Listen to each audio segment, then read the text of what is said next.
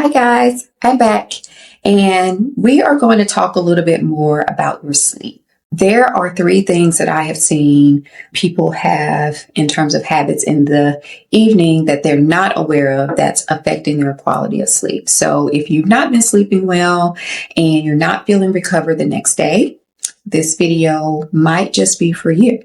So we're going to talk about three things that I've noticed and encountered with people that have affected their quality of sleep. All right. Because oftentimes a lot of people will pay attention to the things that are happening during the day, what type of activities they're doing throughout the day that could be affecting them from sleeping. But sometimes we forget about the evening time. There's some evening habits that we have that might be disrupting your sleep. All right. So what could be affecting our sleep and our recovery? First of all, the first one we'll talk about are high glycemic carbohydrates or highly processed carbohydrates, like our cookies, our cakes, pies, and things like that. The sweet thing that sometimes we want to have in the evening. Those things can actually shoot up our glucose, which therefore causes what to happen? Increase in our hormone insulin. And when we are increasing our glucose, that shifts our autonomic nervous system into not being regulated the way that our body should be winding down. Remember from our previous video where we talked about the autonomic nervous system, there's a sympathetic nervous system and there's a parasympathetic nervous system. The parasympathetic system is supposed to be relaxing us and helping us to calm down and to get relaxed and prepare for bed. And so when we have processed sugar, simple sugars, and our glucose spikes, we are actually taking that parasympathetic dominance out, and sympathetic system is beginning to have to work to process what we just ate with that sugar. And so instead of our body being ready to enter into that restful state, we've now actually activated it with glucose, sugar. All right. So that's one of the things. The next thing that you want to also think about is the time of what you had your last meal. So eating within 2 to 3 hours of going to bed can disrupt your sleep. Why is that?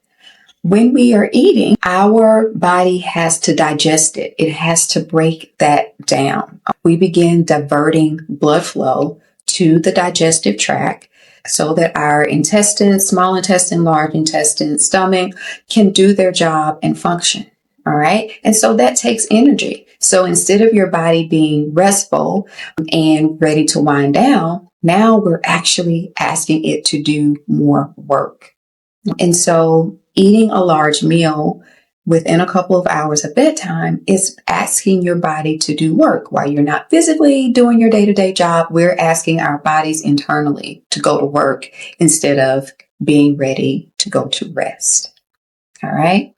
It also elevates our body temperature because it takes higher temperatures for that digestive processes to happen as well.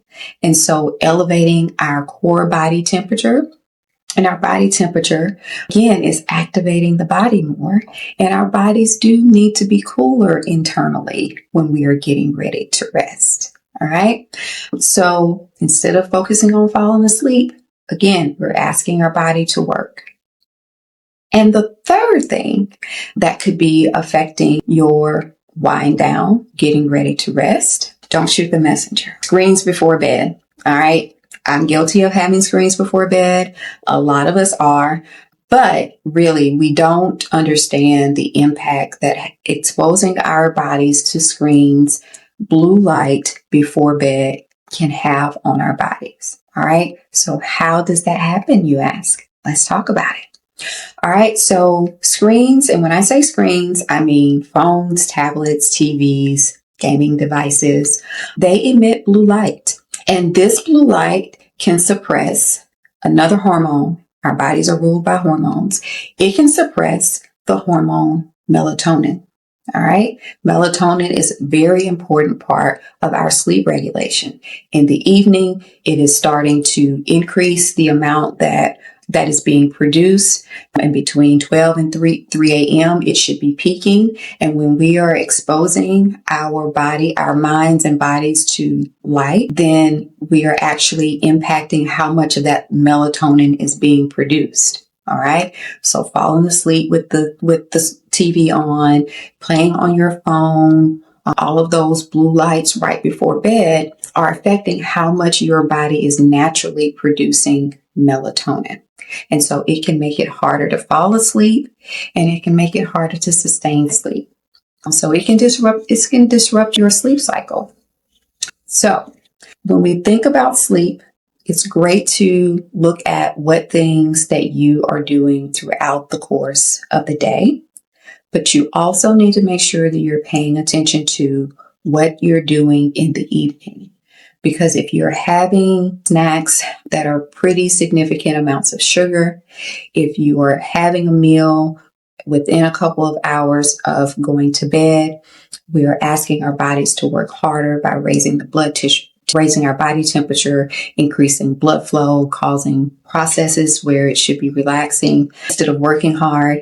And then when we are further stimulating ourselves by being exposed to blue light, we are disrupting our sleep. So if you're having difficulty falling asleep and you're not feeling recovered the next day, I encourage you to look at those 3 things and see if there's 1 or 2 or all 3 that you might need to work on. And it's not about perfection, but it's about what do you feel is a good starting point of making at least 1 to 2 changes to help improve and get that back restored. The change process doesn't happen overnight, so making 1 simple change doesn't make it easy to fall asleep the first night that you do it, but the consistency and being persistent in doing that and getting into that habit helps to reset our body so that melatonin can be released and the parasympathetic system can help us to rest and relax the way that we should at bedtime.